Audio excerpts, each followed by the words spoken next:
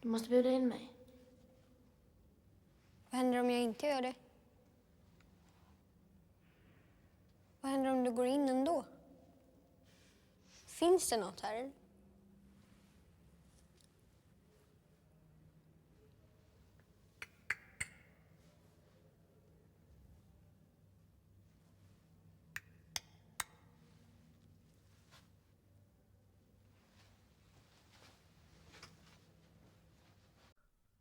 Let the Right One In, the 2008 film from director Thomas Alfredson, is a vampire story. As such, the title may be understood as a play on the trope that a vampire, to affect one's life, must be admitted voluntarily. When we first meet Oscar, right at the film's beginning, he's indulging a fantasy of empowerment. Meek, anemic, and frail, he brandishes a knife, demanding of an imaginary opponent that he squeal like a pig. Oskar! Vad glor du på? Va? Är det mig du glor på? We quickly learn that the pig imagery is not of his own selection, as the kids in school are bullying him, snorting and calling him Pig. Pig. Vad duktig du var, grisen.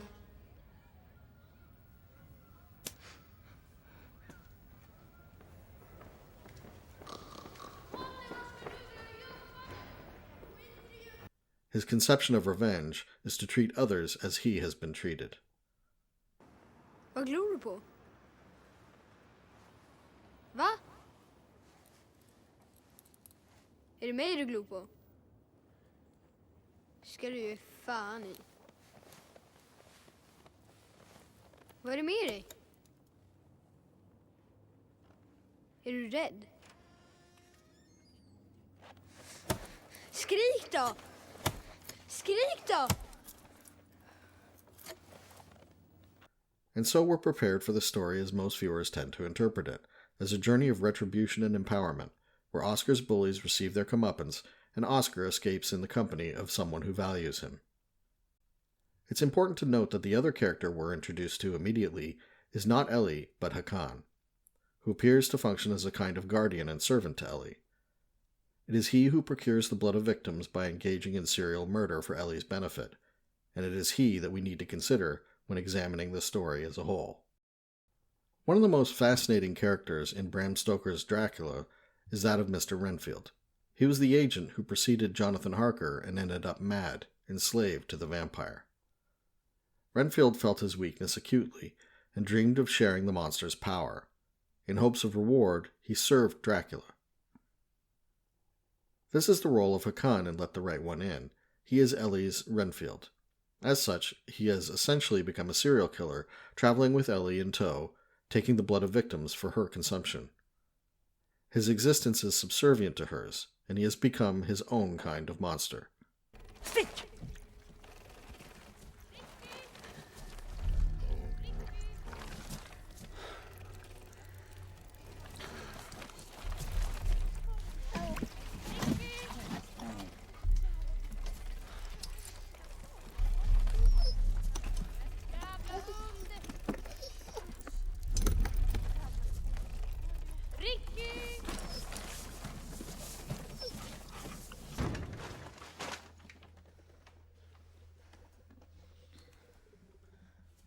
Jag har ju sagt att du ska hjälpa mig.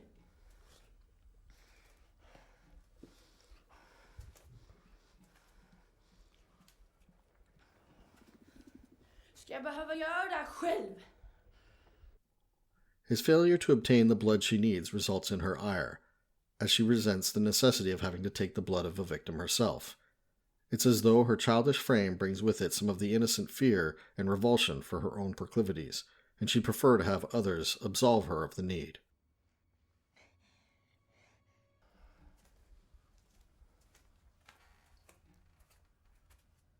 Säg någonting då! Förlåt.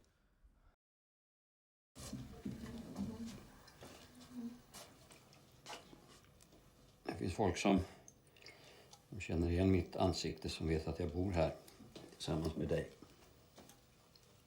Du kanske inte ska. Vad ska du annars ha mig till?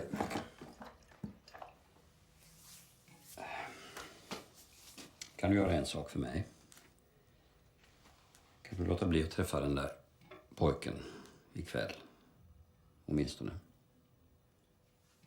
As Ellie and Oscar develop a closeness, Hakan seems increasingly a nuisance to her, and she dismisses him out of hand. Perhaps he once meant something more to Ellie when he was younger, but as he has aged they've grown apart, and now they have come to share only her needs.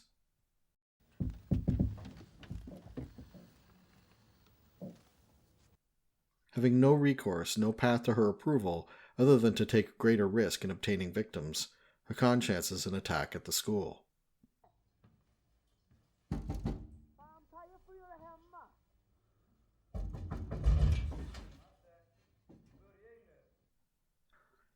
In these moments, when Hakan finds himself trapped by circumstance, we observe in him some of the timidity embodied by Oscar. He grows passive and withdraws rather than confronting opposition.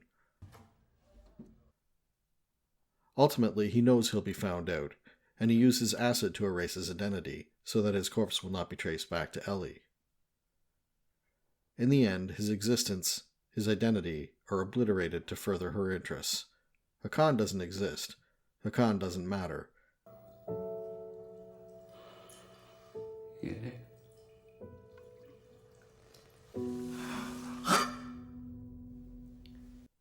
She relieves him of his service, not without melancholy, but certainly also not with any great compassion.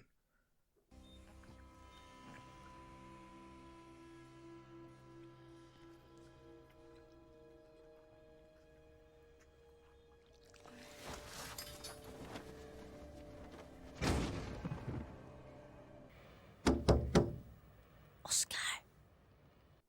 And where does Ellie go from here? Having lost her Renfield, on whose window does she go tapping? Titta inte. Säg att jag får komma in. Ja, du får komma in. Thus, Oscar's doom is sealed.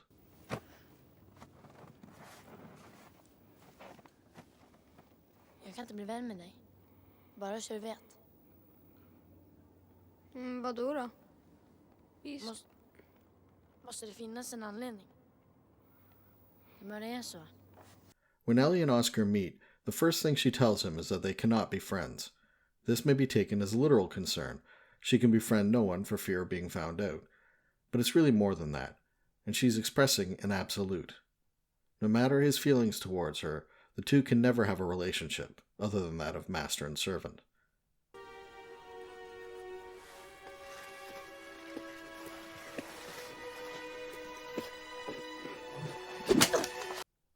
When Oscar finally strikes out at his bully, it's hard to feel a sense of triumph. It's a sad situation, in which the relentless prodding of another has brought out the worst in our protagonist. Yet Oscar is elated. It's no coincidence that his act is linked with the discovery of one of Ellie's victims. Like Renfield, having tasted something of the power of the monster, Oscar craves more. The tragic irony of this is that Ellie envies him his innocence. Nevertheless, she will take it from him to no avail. She pities him and even tries to dissuade him from falling under her thrall. Let the Right One In is really the story of how Ellie replaces Hakan with Oscar as her new Renfield.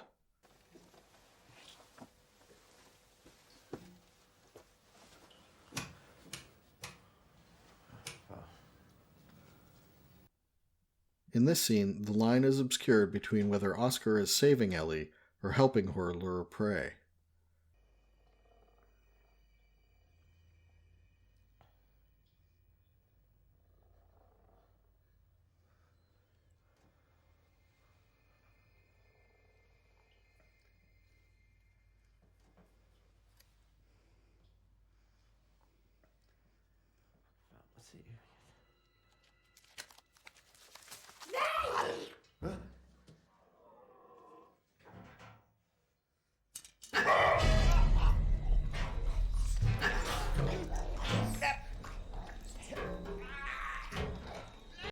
From this moment, he is decisively hers.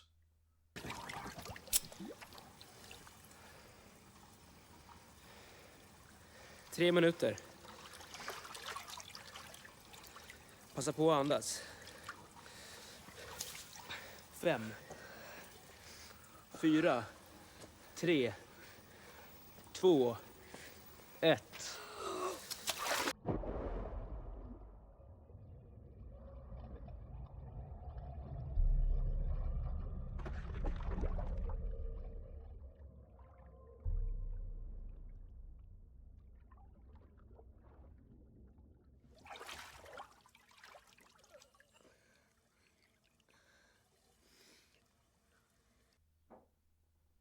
When she assists Oscar, she is protecting her property, her pet.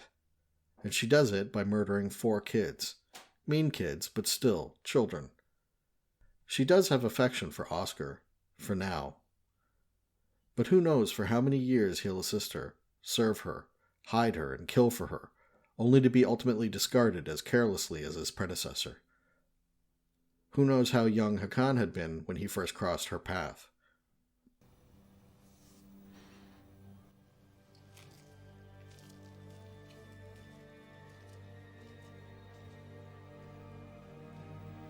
Oscar may be avenged against his youthful tormentors, but the evil they committed against him pales in comparison to what Ellie will put him through, demanding his life and his soul in payment for her protection. Let the Right One In is no tale of righteous vengeance. It isn't a redefining of the vampire as some kind of superhero. It's a tragedy, and Oscar is as lost as the story comes to its close as he was at its beginning. A specter of a boy, obsessed with killing, living only for the hope of approval from an unforgiving mistress. Snälla Oscar. Bli mig lite. In Dracula, Renfield loses his mind, denied the power of his master, left perpetually only to serve, and never to know what it is to live for himself.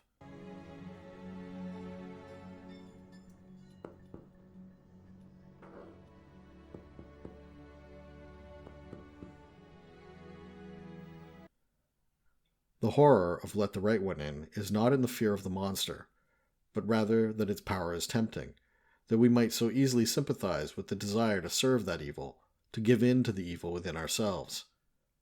In the end, Oscar is not saved, he's ruined. Vem är du? Samma som du. Vadå? Vad glor du på? Va? Är det mig du glor på?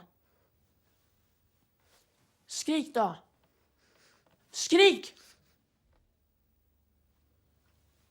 Det var det första jag hörde dig säga.